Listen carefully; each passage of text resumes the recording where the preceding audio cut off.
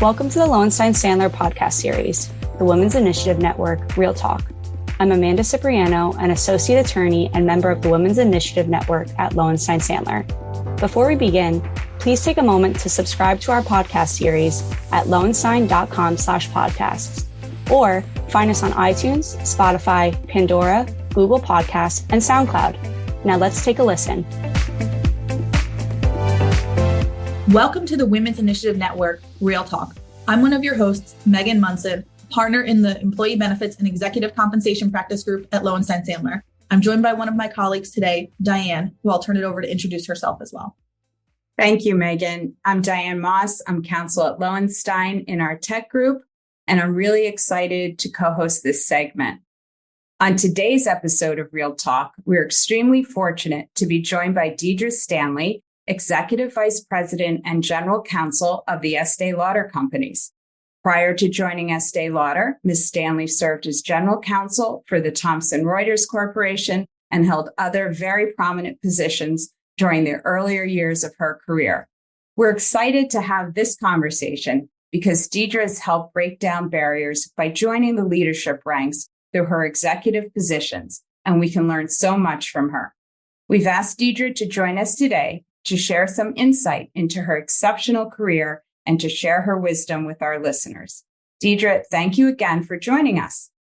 Well, thank you so much for having me, and thank you for that overly generous introduction. And as you know, we're clients of Lowenstein, and so I'm really happy to have the opportunity to speak on the podcast to hopefully pay back the support you've given us. Great support as a firm, so thank you. It's our pleasure. So, Deirdre, I know you've served in a number of fascinating roles throughout your career so far. Can you tell us a little bit about your career journey and how you ended up in the role you hold today at Estée Lauder? Sure, Megan. I started out my career in law immediately after law school, and I went to law school immediately after college. I started out here in New York at a big corporate law firm. I think maybe it's worth it to just say how I ended up at that law firm. I am from the South originally, and when I thought about being a lawyer, I thought about being a litigator and being in court, things of that nature. And so in a summer associate role here in New York, I had been a litigation associate. And after a week of following around a partner on the corporate side, I realized that that was probably a better fit both for my personality and for my interests. It was a transaction that had a start to finish. It was more collaborative. It was more about getting to a common goal or purpose as opposed to litigation, which is often usually more adversarial. And so I really looked for a firm where I could have a chance to learn more about corporate law because I really didn't know very much about it at all. And so I ended up interviewing at and receiving an offer from a firm where I was able to rotate every 18 to 24 months through different practice areas. So whether that was banking or securities or mergers and acquisitions. And that was really important to me because that was back in the days before Google. And so it was really not at all transparent. Back in the days before these kind of podcasts, it wasn't clear what corporate lawyers did to a person like me, even though I'd gone to a relatively prestigious law school. And so I'm having that opportunity to only think about it every 18 to 24 months. What should I be doing next seemed like a good bet. And so I rotated through various practices. And when I was an M&A associate, I really started to see what I might want to do with my career, at least for some phase in time. And in fact, it was working for a company that Diane was working for as an in-house lawyer at the time. And I started doing a series of M&A transactions for the company in the cable industry. And I started to see the arc of what they were doing with respect to the transactions. And so it became much more of a strategic understanding of the lawyer's role from an in-house perspective than I had seen before. And it gave me something to really aspire to and to talk to recruiters about as far as what I might want to do next. And when the recruiters who called this law firm a lot to ask if associates wanted to go in-house, I said, look, if you can find me a role in media or telecommunications in M&A, then I would love to hear about it. And the reason I said that was because at that point in time, there was a lot of consolidation in those industries. And I figured that no media or telecom company could afford to sit still during that time. And a lot of times when you get job offers and you're evaluating what to do, people make promises with the best intentions. But it seemed to me that that would be an overarching way to ensure that I would get to do M&A within the role. And so I did go to work for a telecommunications company called GTE after about 7 years at the law firm. And I left after about 2 years because circumstances changed. The week before I started, I got a call to say that the company was moving its offices from Connecticut, where I would have been doing a reverse commute from New York City, to Dallas, Texas. And they didn't even know if I would have a job offer. And so for the long term, but they said, we'll see you on Monday. So I went, I did my job, and I eventually did go to Texas for about a year, but always with the idea that I would probably return to the Northeast, which I did. And so I worked for a media and e-commerce company, the predecessor company to IAC after that. And I really started, and again, just kind of going back to what made me interested in in-house law in particular, that kind of strategic art. I had started moving towards the business side. In fact, I was working at a division where I was both general counsel and also responsible for running business development. And so I was thinking that I was going to move my career more and more to the business side when I got a call from another recruiter who invited me to interview for a role as general counsel at the Thomson Corporation. It was at a time in my career where it wasn't something I was initially interested in. But if there's any tip, I would say always listen to the calls from people just to see what's out there. And what was said to be happening at this corporation, the Thomson Corporation, was they were looking for a general counsel to come in and move the legal department to a more strategic business partner. I now know that that's in a lot of HR job descriptions, but I didn't know that at the time.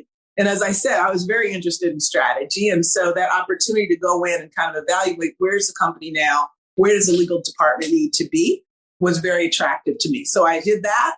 6 years later, Thomson acquired the Reuters Corporation. And so we doubled in size and became a much more global organization. And I was there for a number of years. It was a very exciting role in information and technology, products in the financial industry, the legal industry, education. And so I was learning a lot. We did lots of transactions. We had an amazing legal team.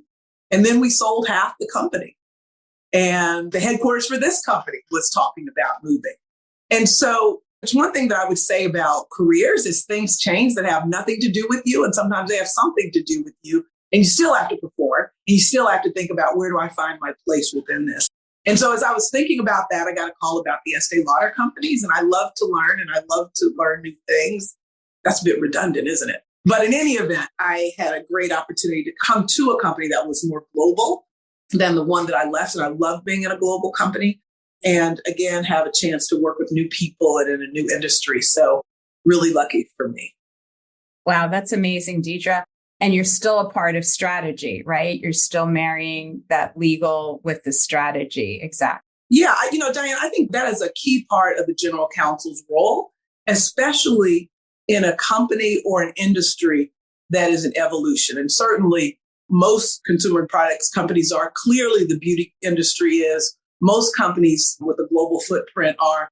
And one of the things that was particularly attractive for me was that Estée Lauder has enjoyed a period of significant growth. And to me, a company, all the beauty industry has, with that fast of a growth trajectory, would have to need lawyers, right? Would have to be thinking about whether it's moving products across borders. So again, trade compliance issues, whether it's about selling not only to our great retail partners, but also selling online. So all kinds of new digital issues that the company is facing only for the first time in the last 5 to 10 years. Any company now is impacted by technology in such a significant way, right? And so I do believe that the general counsel role in companies like this has to have a strategic focus, because there are all the judgment issues associated with the big legal calls and also just being a member of an executive team. But it's also thinking about, how does a team evolve, both as an internal team and with partners and outside firms as well as through technology. How do we bring all that together to deliver for the business in the most efficient and effective way? Thank you. Through your own words in my intro, you clearly had a strong presence in executive management and leadership. Throughout your career, you've served as general counsel for major companies and also served on executive and operating committees and as a board member. Can you talk a bit about the importance of women finding and having a seat at the table? Sure. I think it's such an interesting question. And Diane, one of the reasons it's an interesting question is what is the table in the first place, right? I mean, we talk a lot about the seat at the table, but when I think about the table, whether that's on the executive committee or at a board, it's a place where decisions are made, where problems are identified and evaluated, where people are making decisions that have significant impact on other people and other processes. So whether that's customers, whether that's employees, whether that's shareholders, other stakeholders. And so even before saying why it's important for women to have a seat, I would say that it's important to have a diverse set of people at that table in the first place for that decision making. It's important for the lawyer to be at the table, the general counsel to be at that table, not because there are always legal issues that are coming up, but because, first of all, when you're at the table, you need to be kind of a participant, broadly speaking, that happens to have the legal experience, right?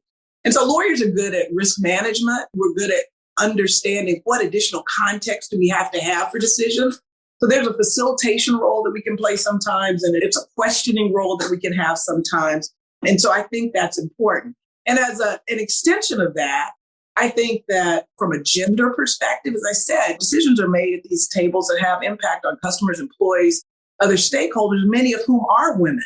And many times people don't understand or won't identify how those decisions, which aren't intended to have adverse impacts, can have adverse impact or could have benefits, right? When they are very much kind of supportive of various goals. And so I think that ethnic diversity, also the same thing. So I think that diversity of all kinds, those tables are important. But I think there's a second reason why it's important to have women at the table.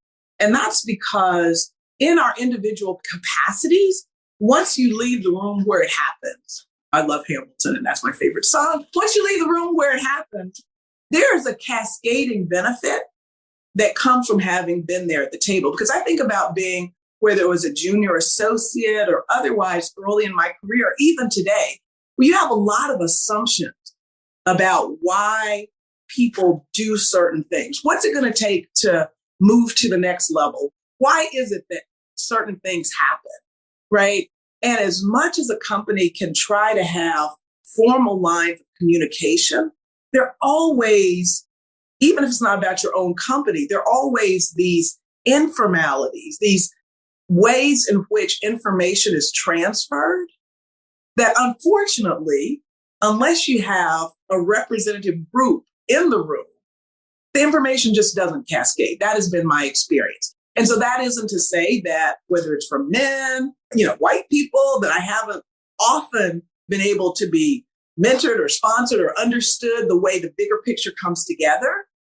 It is to say, however, that there are often informal networks, usually unintentional, through which information is transmitted. And so we want to be in all the places where that information is disseminated, right? So whether that's with respect to specific issues or whether that's with respect to issues more broadly. So I think those are important reasons to be at the table. And so one of the takeaways for people who are seeking to get to the table, so to speak, networking, informal alliances, and learning opportunities, pivotal?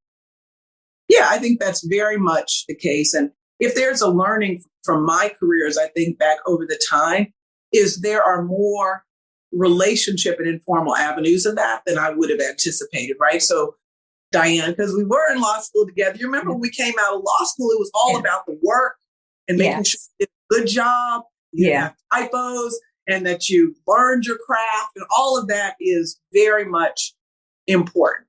But having said that, relationships matter. And relationships, I found, are built even when you think they aren't being built. So it's how you carry yourself in a transaction, how you treat people on the other side, how you answer the questions to junior associates as you're trying to help them along, right? Whether you go out of your way to help a partner or a colleague who's got a small question. And oftentimes, these are the kinds of things I found that actually I hear about later that have actually inured to my benefit. And so for sure, those things are very important, I think, in moving ahead. But I think there also has to be some intentionality around it. And so I personally am not always as good at that, but I think that it is both the informality and the intentionality. One thing that you touched on before is the importance of, having a diverse group at the table. And I think that really is critical for a whole number of reasons. And I know during your tenure at the Thomson Reuters company, you served as a sponsor of various women's organizations and other diversity initiatives. So in your experience, do you think it is important for law firms or companies to have these type of initiatives in place? I know it's one of those things that can kind of help facilitate those informal relationships that you just mentioned, amongst other things. Yeah, I think it is very helpful to have, whether it's affinity groups or women's network. Also here at the Estée Lauder companies, I'm an executive sponsor of one of our affinity groups. I mean, I think there's several reasons these groups are helpful, not just to the individual, but also to the corporation or the law firm. The first is really employee engagement, right? I mean, I think that while in most cases it's very helpful to have diversity, there are also times when it's helpful to the sense of belonging for people to know that there are other people in an organization from their background who may be going through similar life experiences, whether that's motherhood or whether that's dealing in other aspects of their life or their background, where you can talk about reasons you may feel more comfortable, less comfortable, things you can do to overcome what appear to be barriers. And so that sense of belonging, I've found, really drives employee engagement for those who choose to belong to groups like this. And I think that's helpful for the business because the more an employee is engaged, the more they're going to deliver for the company. Another reason is learning and development. One of the things that I've found is that oftentimes there may not be immediate leadership opportunities in your role, your specific role, that are important to your personal development. Oftentimes, these groups are ways to kind of test and learn with respect to leadership styles or get an opportunity to try something a bit new in what may feel like a safer space, or to just otherwise get access to people that you otherwise wouldn't have access to. And so I think for the individual, that learning and development benefit is huge. I think that the third area that I would think about is, and this is kind of the optimized state of these organizations, is really a business benefit as well. And that is the business benefit, for example, at the Estée Lauder companies. I know our Black Employee Network, which is called Noble, gives an opportunity for members to be involved in some of the product testing that we're doing for, say, hair of color or different makeup types and things like that, right?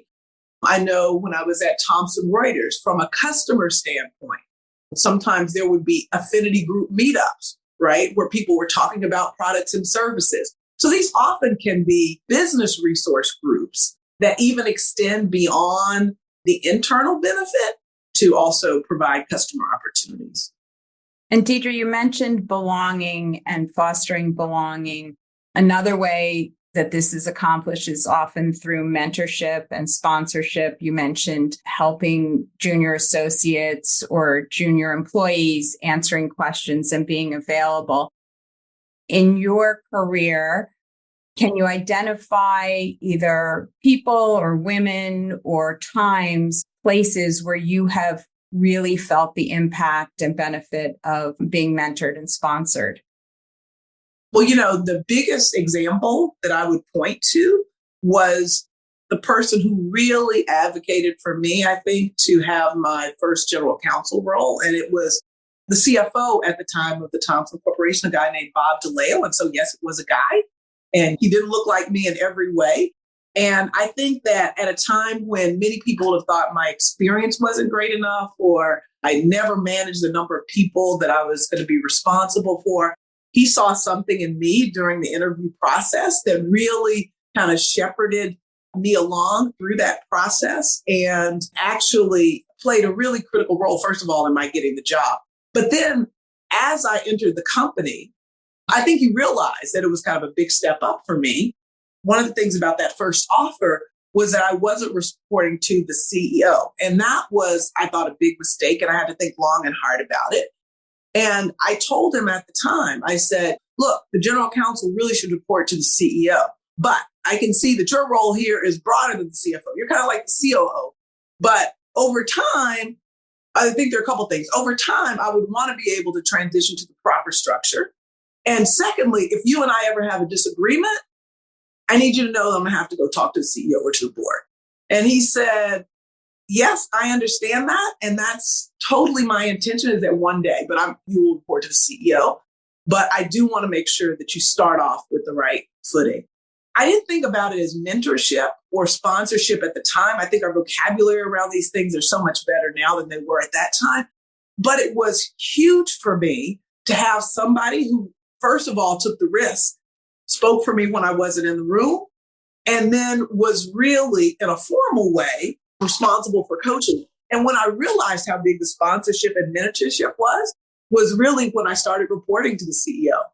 Because when that happened a year later, it's not to say that Bob's sponsorship or his mentorship stopped, but it was withdrawn in a way that was kind of like a fly away bird. You have to figure this out on your own. Right. And I need to use my capital, my personal and political capital for somebody else. I'm moving. You know what I mean? Mm-hmm. And so I think it also gave me a lesson about kind of some of these relationships are there for a period of time and you take what you can for them and they continue and they evolve in certain other ways. But I would say that would be my most significant one. So kind of taking that a step further, I know that our successes and really the experiences that we face throughout our career journey can help guide us and take us to the next level. Are there any kind of top of mind, important professional lessons that you've learned that you would mind sharing with us today? Well, I do think that one of the things that I wish I would have focused on earlier in my career is coming back to this importance of relationships. I think that I am very interested. I'm very motivated by the work. And I think about my career development. It's really been about kind of moving to different roles for the work. And I think that while I built relationships, I didn't see that as a key part to kind of evolving my career. And particularly in a corporate setting, it's critical because especially as the general counsel, there are times when we have to make tough calls. You want the business to know that you're in it to win it with them and you're a problem solver, but every now and then you have to say no. And those moments when you have to say no, it's those intangibles that people are going to look to say, am I going to be comfortable with this or not? And so I think that focusing on some of those softer things earlier on probably also would have made some of the times when I felt like I was kind of butting my head to get people to go along with me to understand what I was trying to do a little bit easier because I probably wasn't as open as a person in letting people get to know me or to other than as the lawyer or the business executive, et cetera. And I think that actually those soft, it's not even just skills, but those kind of personal moments, I think matter a bit. I think the other thing that I would say is that I have been focused on kind of the first role. Many people are much more strategic in their career. They want to say, I want to be a partner. I want to be a general counsel. I want to be an X. And they start moving in that direction. I certainly respect that. And I'm not as much like that, but need to be maybe more for it like that. Because I do think that regardless of what your role is, there's always the opportunity, and I like to do this, to color outside the lines, right? So I like to be the general counsel, or I like to be the lawyer on a transaction, but I also want to be able to comment on the financial model, or I also want to be able to comment on the communication strategy, right? And when I look at the careers of some people, I see they've been able to do that in a more formal way sometimes. And I think that many times, or I'm less likely to kind of think about speaking up and saying, hey, I could do that. I'll put my hat in the ring to also take on that responsibility. I just kind of figure out people will see it and it'll land in my lap. And sometimes when it lands in somebody else's lap, I'll go kind of like, well, what was that about? Right. Yeah. And so I do think that there's a lot to say. I can say for managing men and women, men are more likely to ask for additional opportunities. Men are more likely to ask for additional money. Right. And in a world of limited resources, there are oftentimes when the squeaky wheel gets the grease. And so I think that opportunities, and obviously I've done a lot of interesting things in my career, so I'm not at a loss for opportunities. But it is to say that when I think about specific things, I could have asked for more and didn't, and had an even more enriched experience in some cases. And I think those are, frankly, great words of advice, because I know many of us feel the same way. And these are things that we regularly talk about in our Women's Initiative Network at Lowenstein. And so I think, one, not only the importance of utilizing your network and making those personal connections, but also then advocating for yourself, which can be challenging at times. Right. Or even not top of mind, right? Like a lot of times, like we're doing it. We're doing the work. It's a lot going on. And we're trying to get to the checklist. When you look up, you realize that something has passed me by, right? Right. Exactly. Right. Oftentimes, too, it could be confidence, just the comfort level to advocate and say you think that you can handle this and you're going to do it. And I think often men, it's just they do it, in a different way. Or I think, Diane, also it's like, and even if you have the confidence, sometimes you feel it's impolite. You know what I mean? It's impolite to say, I can do that. Why is so-and-so doing that? Or it just doesn't quite be the polite thing to do. Right. Maybe we have to get over that comfort level of thinking it's appropriate to ask for it. Yes, I understand. So obviously, you've had this wonderful journey, successful career. How do you stay grounded? Well, I saw this question on your list. I thought it was a very funny one because I don't take myself very seriously. So I don't know what there is to be grounded about. I think I've done some really interesting things and I'm very grateful for all the opportunities that I've had. But I know that I just have so many friends, other people that I look up to who are kind of doing more, who can juggle more, who are doing things that are totally different. And so I am just kind of in awe of like so many things that don't have kind of rank or high profile. And so I don't take myself too seriously in that regard. I mean, for sure, I think that having a family has been hugely helpful to me and staying, I wouldn't even say the word grounded. I would also say less anxious, to have more, to really put things in balance, right? So for a number of years I was practicing and I didn't have a son, I wasn't married, et cetera. And so it was like every little thing that happened seemed work or whatever seemed to have an outsized issue for me. And so I think that it kind of puts it in balance also when you come home and things are totally awry and you're like, well, gosh, when the photos come out and my first grade son is in the rain boots when everybody else is dressed up in their nice little polos and shorts for the last day of school, I can get over that too. You know what I mean? Right. Yeah, it kind of puts it all in perspective when you're looking at kind of the messiness of what your life often is like if you kind of move into these opportunities, but then you also say that I want to do other stuff too. Yeah, I couldn't agree more. Those are kind of one of those battles. Which battles are worth fighting, right? So Deirdre, this has been a fantastic discussion. You've hit on a lot of topics that, we try to focus on, throughout this podcast series, and really have left us with a lot of good food for thought and tips to take into our own practices. Do you have any final parting words of wisdom that you want to put out there or share with the other strong female professionals that are listening? I guess the only other thing that I would just say is it is just such a delight when you look at your career and it starts to come full circle. And so you get a call like this and you hear from somebody that you used to work with and, oh, my daughter-in-law is at this firm and she wants you to be on this podcast. And then you find out that one of your classmates is also going to be one of the interviewees. And so what I would say to the listeners to the podcast is, for sure, especially in the legal profession, it's a small world and you're going to run into people again and again. And it all seems to work out and to come together. And so I think that's the other thing to say, is to try to stay true to yourself and to what it is your personal priorities are, what it is you like to do. And things may not always work out in the moment, but it's a long career, and I hope mine continue to be longer, but it's a long career. And so these things kind of come full circle. And so kind of keep plugging away at it. That's what I would say. Thank you so much, Deirdre, for joining us today.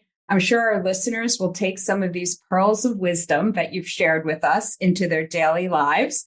This has been inspirational and thought-provoking, and we've really appreciated the discussion and the time that you've offered to us today. Well, thank you very much. And it was great to see you. Yeah. Thanks for joining us for another episode of the Women's Initiative Network, Real Talk. We'll see you next time. Thank you for listening to today's episode. Please subscribe to our podcast series at lowenstein.com/podcasts or find us on iTunes, Spotify, Pandora, Google Podcasts, and SoundCloud. Lowenstein Sandler podcast series is presented by Lowenstein Sandler and cannot be copied or rebroadcast without consent. The information provided is intended for a general audience. It is not legal advice or a substitute for the advice of counsel. Prior results do not guarantee a similar outcome. The content reflects the personal views and opinions of the participants. No attorney-client relationship is being created by this podcast, and all rights are reserved.